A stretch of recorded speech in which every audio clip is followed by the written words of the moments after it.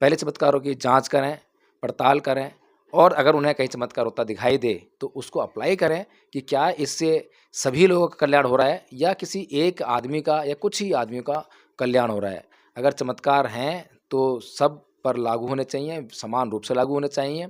ऐसा नहीं हो सकता कि किसी एक व्यक्ति पर तो लागू हो और बाकी सब लोग जो हैं उसके लाभ वो से ये वंचित उनका ये मानना है कि जो ईश्वरीय शक्ति है वो सभी समस्याओं का समाधान है। तो ये रेल दुर्घटना तो बहुत छोटी-सी चीज़ है और इस पूरी रेल में मैं ये समझता हूँ कि सभी लोग लगभग सभी लोग जो हैं आस्तिक रहे होंगे, किसी न किसी देवी-देवता, ईश्वर, चमत्कारों में विश्वास करने वाले रहे होंगे। फिर भी ये दुर्घटना होगी, इसके पीछे एक बहुत बड़ा मैनेजमेंट है, यज्ञ करना और ज्योतिष विद्या। तो उनके पास तो ऐसा मैनेजमेंट है कि वो पहले से ही जान सकते हैं कि हाँ, अब दुर्घटना होने वाली है। लेकिन तब भी रेल दुर्घटना हो जाती है। तो इसके लिए ज़िम्मेदार कौन? ज्योतिष या चमत्कार या ईश्वर? क्योंकि भगवान बुद्ध की जो फ़िलॉसफ़ी है, उसको यहाँ पे अप्लाई नहीं किया है भारत के अंदर और वो जो अप्लाई करते हैं, हिंदुइज़्म की फ़िलॉसफ़ी को अप्लाई कर रहे हैं, वो हिंदू राष्ट्र की स्थापना करना चाहते हैं। तो क्या एक ये कारण रहा है कि ये रेल दुर्घटना होने के पीछे? हैं कि जो भगवान बुद्ध की जो थ्योरी है, जो फ़िलॉसफ़ी है, वो भारत की सरकार है, उसको फ़ॉलो नहीं कर रही है, इसलिए ये दुर्घटना हुई है।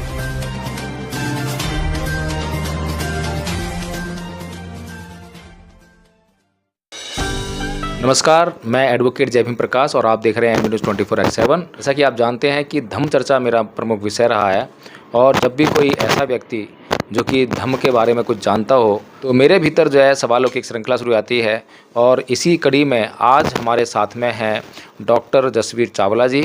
मैं बताता चलूँ कि डॉक्टर जसवीर चावला जी ने जो जातक कथाओं पर पीएचडी की है और ज़िंदगी की प्रमुख समस्याएं होती हैं, प्रमुख मुद्दे होते हैं, उनको जो है बुद्ध ने उनके ऊपर क्या मैनेजमेंट दिया है, क्या विचार दिया है, इस पर उनकी थीसिस है।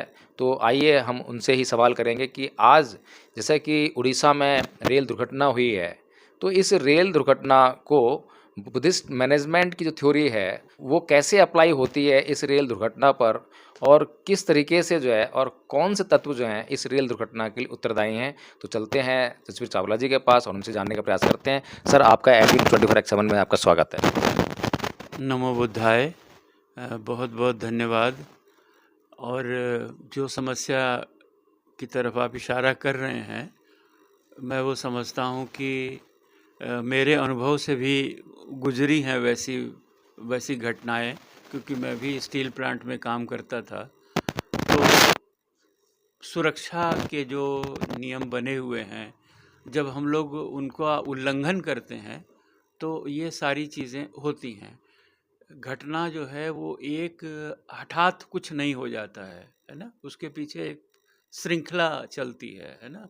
और धीरे धीरे धीरे जब हम सम्यक का बिंदु अतिक्रमण कर जाते हैं तो संतुलन बिगड़ जाता है और तब ये कैटास्ट्रॉफी होती है। अब देखिए, चूँकि जातक कथाओं पर मैंने शोध किया है और उसमें मुझे बार बार यही चीज़ मिलती है कि सम्यक प्रबंधन होना चाहिए। अब सम्यक में होता क्या है कि एक संतुलन बनाना पड़ता है, कि इक्विलिब्रियम पोजीशन होती है। जब आप कुछ उससे डेविएट करते हैं, जब मान लीजिए आपको दिया गया है कि आप 35 टन उठाइए एक क्रेन से। अब 35 टन की जगह आपने मान लीजिए, काम की उस समय ज़रूरत है, दूसरी सुविधाएं उपलब्ध नहीं, आपने 40 टन उठा लिया।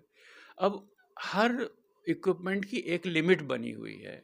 तो मान लीजिए एक रेशा जिस रोप का है वो रेशा उसमें से खिंच गया, कालांतर में वो अपना रिजल्ट देगा। अगर आप बार बार उसी तरह से करते हैं, मान लीजिए अब आपने 35 के 40 को ही नॉर्म बना लिया, ये 40 ही उठाने लग गए, तो आप उस चीज़ का उल्लंघन बार बार कर रहे हैं। तो एक बार का उल्लंघन जो है आपको मोटिवेट करता है कि आप दोबारा भी वही करें। तो इस तरह से डेविएशंस जो हैं वो होने लगते हैं और डेविएशन होते होते एक ऐसा बिंदु आ जाता है कि वो वहाँ क्या कहते हैं, धागा टूट जाता है। जिस तरह से भगवान बुद्ध ने अपनी बहुत ही अच्छी उक्ति देकर के बताया कि वीणा की तार को इतना ज़्यादा मत कसो कि वो टूट जाए और इतना ढीला भी मत छोड़ो।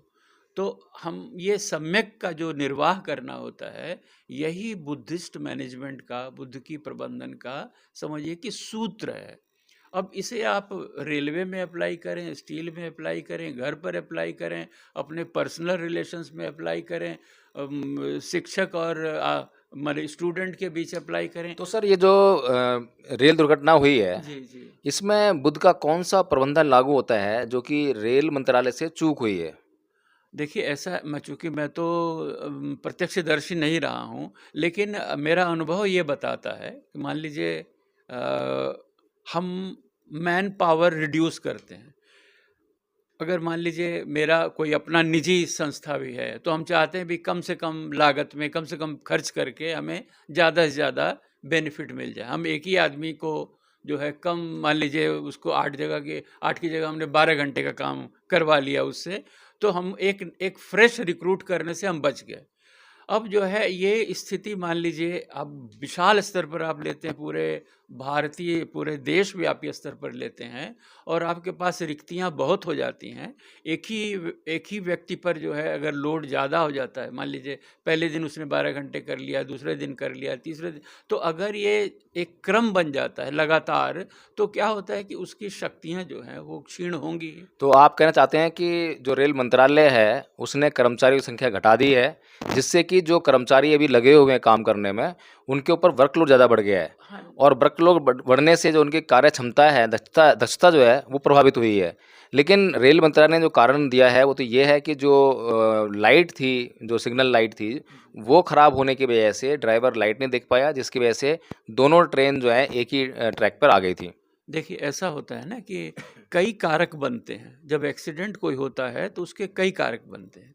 उनमें से एक कारक ये भी हो सकता हो कि भाई लाइट की वजह से, लेकिन इसके पीछे जो है मान लीजिए क्रम से जिन चीज़ों का उल्लंघन हो रहा है, उसमें वो कारक भी जुड़ जाते हैं, और कालांतर में कई फैक्टर्स अपना कुमुलेटिव इफेक्ट देते हैं, तब कैटास्ट्रॉफी होती है। ये सेफ्टी का मतलब पहला सिद्धांत है। एक ही बार में कुछ नहीं होता, या एक ही कारक नहीं होता जिसकी वजह से कई एक कारक मिल करके इस तरह की स्थिति उत्पन्न करते हैं।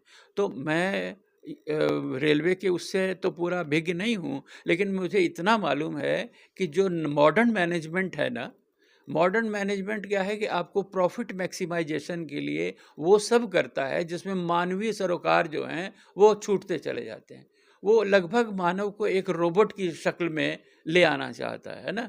तो मुझे ऐसा लगता है कि मान लीजिए आप मॉडर्न मैनेजमेंट पढ़ के आइए, और उसके बाद में आप क्या कीजिए कि आप अपने उन्हीं फार्मूले को लेकर के आप उसमें परमुटेशन कम्बिनेशन करके निकालें। उसको हम लोग कहते हैं ऑपरेशन रिसर्च। ऑपरेशन रिसर्च में ये पढ़ाया जाता है ना, कि आपको किस तरह से उनका ऑप्टिमाइजेशन करना है। और उसमें मैंने पाया, क्योंकि एक पेपर था मेरा MBA करते हुए, उसमें मैंने पाया कि ज़्यादातर हमारा जो ऑब्जेक्टिव रहता है वो रहता है कि हम किस तरह से प्रॉफिट को बढ़ाएंगे। संस्था कोई भी हो, निजी हो या सरकारी हो, जो भी एक महाप्रबंधक है या जो उसको मैनेज कर रहा है, वो अपने रिजल्ट्स अच्छे शो करना चाहेगा। और रिजल्ट्स को आजकल हम अच्छा किस रूप में जाते हैं कि आप कितना प्रॉफिट जनरेट की, कितनी आपने बचत की। ये हमारे एफिशिएंसी नापने का, देखिए एक और जो बना हुआ है मापक, एफिशिएंसी को कैसे नापते हैं आपको जान के आश्चर्य तो आप होगा। कहना चाहते हैं कि जो भगवान बुद्ध की जो थ्योरी है, जो फिलॉसफी है, वो भारत की सरकार है उसको फॉलो नहीं कर रही है, इसलिए ये दुर्घटना हुई है। मैं तो भारत सरकार नहीं, मैं तो पूरे विश्व में देख रहा हूँ, और मुझे इतना दुख होता है कि ये किस ढंग का मैनेजमेंट है।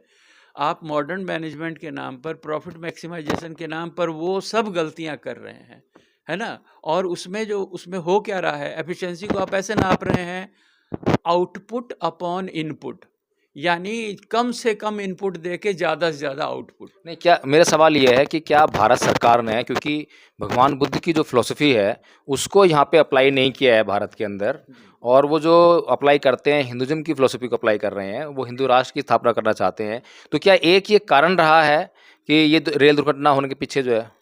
मुझे इसमें हिंदू राज्य और बुद्ध राज वाले बात नहीं समझ में आ रही मुझे। आपने जो मैनेजमेंट की बात की ना, कि बुद्ध के पास जो है हर एक समस्या के लिए एक मैनेजमेंट है, हाँ, तो मैंने उस संदर्भ में कहा है कि जो रेल दुर्घटना हुई है उसके पीछे भी क्या बुद्ध के पास कोई मैनेजमेंट था जिसको अप्लाई नहीं किया गया और जिसके अप्लाई ना करने की वजह से ये दुर्घटना हुई है। हाँ, मैं वही बात बताना चाहता हूँ कि देखिए मैनेजमेंट की जो बात जातक कथाओं में की गई है, भगवान बुद्ध ने वो तरीका बताया है, उसमें वो साफ कह रहे हैं कि भाई सम्यक प्रबंधन होना चाहिए। आपका ऑप्टिमाइजेशन जो है वो इस ढंग का होना चाहिए जिसमें मानवीय सरोकार जुड़े हुए हों। खाली आप प्रॉफिट को लेकर के और मटेरियल गेन को लेकर के आप मत मानिए, है ना। जैसे मैंने अभी आपको बताया ना, एक रेशियो, एक आउटपुट अपॉन इनपुट का रेशियो जो है, ये अवधारणा अपने आप में देखिए कितनी भ्रामक है कि आप कम से कम लगा करके अधिक से अधिक पैदा करना चाहते हैं, और अधिक से अधिक पैदावार में, पैदाइश में, है ना, आप कैसे नापते हैं? मटेरियल बेसिस पर, है ना। तो आप ये कहना चाहते हैं कि जो हिंदू धर्म की जो फिलॉसफी है, साम दाम दंड भेद, वो जो है कारगर साबित नहीं हो रही है, जिसके कारण जो है दुष्परिणाम देश को झेलने पड़ रहे हैं। मैं थोड़ा-सा यहाँ मतांतर चाहूँगा।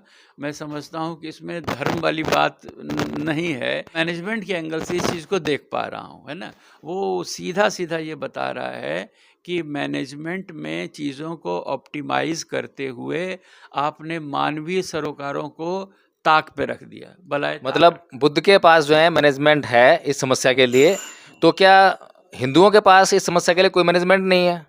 सबके पास है। आखिर मॉडर्न मैनेजमेंट जब कोई पढ़ने जाता है तो उसमें धर्म के हिसाब से तो एंट्री होती नहीं है, मार्क्स के हिसाब से होती है। ब्राह्मण हो, क्षत्रिय हो, जो भी हो, उसमें उस आधार पर। नहीं, उनके पास एक बहुत बड़ा मैनेजमेंट है, यज्ञ करना और ज्योतिष विद्या। तो उनके पास तो ऐसा मैनेजमेंट है कि वो पहले से ही जान सकते हैं कि हाँ अब दुर्घटना होने वाली है, लेकिन तब भी रेल दुर्घटना हो जाती है। तो इसके लिए जिम्मेदार कौन, ज्योतिष या चमत्कार या ईश्वर? नहीं, ये आप मुझे थोड़ा हंसने के लिए बाध्य कर रहे हैं। ज्योतिष शास्त्र से अगर हम सारे जो मृतक, हम जिनके प्रति हमारी पूरी श्रद्धांजलि है, अगर उन सब का ज्योतिष यही बता रहा था, तो फिर सेफ्टी के रूल्स बनाने सबकी राशि एक नहीं थी मेरे ख्याल से, सबकी राशि अलग अलग रही होंगी। हाँ, और तो तब तो फिर सेफ्टी रूल्स बनाने की ज़रूरत ही नहीं है। अब जब हमारे यहाँ इस तरह की सारे सेफ्टी नॉर्म्स बने हुए हैं, प्रोसीजर सेट हैं, सिग्नल सेट हैं, तो उन सब के बीच में एक टेक्नोलॉजी काम कर रही है।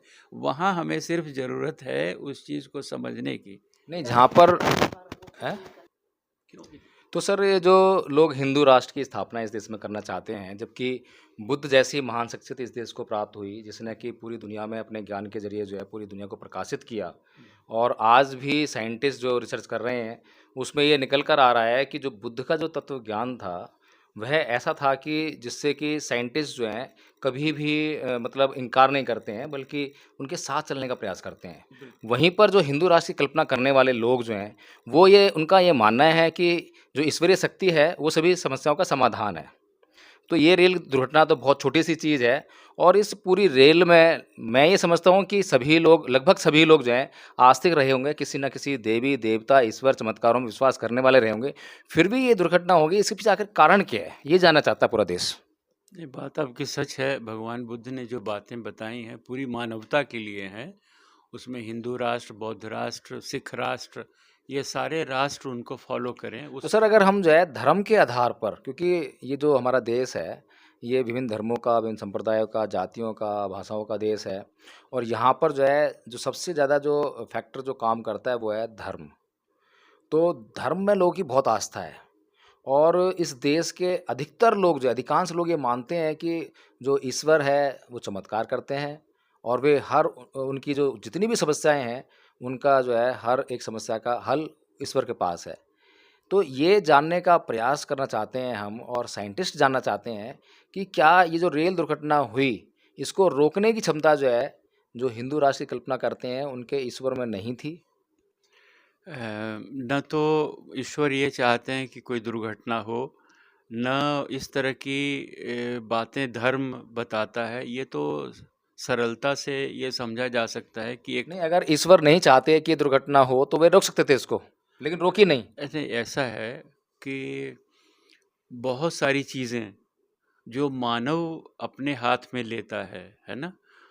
ये ठीक है कि उसमें जो यात्री चढ़े थे वो बहुत धार्मिक रहे होंगे, उनकी बहुत सी आस्थाएं रही होंगी, और इस आस्था के साथ वो नहीं बैठे होंगे कि उनको आगे जाके दुर्घटनाग्रस्त हो जाना है ना? तो वो एक पक्ष है। और जहाँ तक टेक्नोलॉजी का एक पक्ष है, अब आप टेक्नोलॉजी तो मैन मेड है, ईश्वर ने तो बना के भेजी नहीं है रेलगाड़ियाँ, है ना? नहीं, कुछ भी यहाँ पर जो होता है, जी। पूरी पृथ्वी हो, ब्रह्मांड हो, सबका मालिक जो है ईश्वर है। ईश्वर की मर्जी के बिना पत्ता भी नहीं हिलता। ये ट्रेन कैसे हिल गई? ट्रेन तो जिस हिसाब से चल रही थी, है ना? ईश्वर तो नहीं उनको चला रहे थे, है ना, ट्रेन्स को, है ना? और मुझे लगता है कि जैसे इन 2 चीज़ों को हम लोग गड्ढमड्ड कर दे रहे हैं, क्योंकि जो आस्थाएँ हैं वो ट्रेन के चलने और कैमरे के चलने और माइक में बोलने से नहीं है ना? आस्थाओं का अपना एक सर फ़ील्ड जो है। हाँ, बिल्कुल ठीक कह रहे हैं आप। जो आस्था है, उसका कुछ न कुछ जो है रोल हमारे जीवन में होना चाहिए। कुछ न कुछ भूमिका होनी चाहिए। आखिर ये आस्थाओं की भूमिका हमारे जीवन में है क्या? क्या महत्व है? क्या काम करती हैं? सर जी, मैं ये कहना चाहूँगा कि देखिए भगवान बुद्ध की जो बात उन्होंने बताई है, आस्था के लिए भी उन्होंने बात बताई है और प्रबंधन की भी बात बताई है। आस्था जहाँ डिगती है, वहाँ प्रबंधन सामने आता है, आपको सहायता करता है ना? और वो उसको माने मैनेजमेंट के जार्गन में कहते हैं डेविएशन। उस डेविएशंस का आपको मैनेजमेंट करना पड़ता है। वही मैंने बताया कि जो उल्लंघन होते हैं, उनको अगर संतुलित रूप से आप कर रहे हैं, जानते हुए कि इतना हम उल्लंघन कर रहे हैं और इसका हम प्रबंधन इस रूप से कर सकते हैं, तो दुर्घटना बची रहेगी। जब संतुलन गड़बड़ा जाएगा, मतलब एक तरफ आप जो है रिक्तियाँ भरिए, मतलब काम करने वाले न रहें, दूसरी तरफ आपका वर्कलोड बढ़ता जा रहा है, तो एक संतुलन होना चाहिए। यही बुद्ध का मैनेजमेंट है। यही बुद्ध का मैनेजमेंट ये कहता है कि उसमें एक आप संतुलन बना के चलिए, सम्यक संतुलन। जब तक आपका काम ये सम्यक रहेगा, माने अति मत कर दीजिए। आप 5 कम कीजिए, 10 कीजिए, माने अति मत कर दीजिए कि आपने अपने जहाँ ज़रूरत थी 1000 आदमियों की, वहाँ आपने 100 आदमी रख दिए। हाँ, मैनेजमेंट होना चाहिए, प्रॉपर मैनेजमेंट। तो देखिए, ये जो प्रॉपर मैनेजमेंट की बात है, इसमें कोई आस्था, कोई विश्वास, कोई ईश्वरी शक्ति, कोई चमत्कार, कोई भी चीज़ जो है इसमें रोल अदा नहीं कर सकती है, अपनी भूमिका अदा नहीं कर सकती है। वो बात सिर्फ़ और सिर्फ़ मैनेजमेंट की है कि जिस रेल व्यवस्था को, जिस रेल तंत्र को मानवीय शक्ति चला रही है, तो मानवीय व्यवस्था ही उसके लिए चाहिए। और जैसा कि जसवीर चावला जी ने बताया कि ये मिसमैनेजमेंट वाली बात थी कि मिसमैनेजमेंट होने के कारण जहाँ पर कि अतिरिक्त भार जो है कर्मचारियों पर पड़ा, और अतिरिक्त भार कर्मचारियों पर पड़ने के बाद जो है उनकी दक्षता में कमी आई, और जब दक्षता में कमी आई तो उसके कारण जो है ये रेल दुर्घटना हुई। तो इसलिए जो है पूरे देश को, पूरी दुनिया को ये समझना चाहिए कि पूरी दुनिया में कहीं पर भी चमत्कार नहीं होते हैं, चमत्कारी शक्ति नहीं है। जो कुछ भी है मनुष्य के अपने हाथ में है, और जो मनुष्य के हाथ में नहीं है वो प्रकृति कहलाती है। प्रकृति भी कई बार जो है मनुष्य को हैंडल करती है, जहाँ पर कि मनुष्य का अपना बल उस पे नहीं चलता है। तो हमें ये समझना चाहिए कि व्यक्ति का जो जीवन है वो चमत्कारों से नहीं, उसके अपने विवेक से चलता है। तो विवेक पर आधारित ज़िंदगी होनी चाहिए।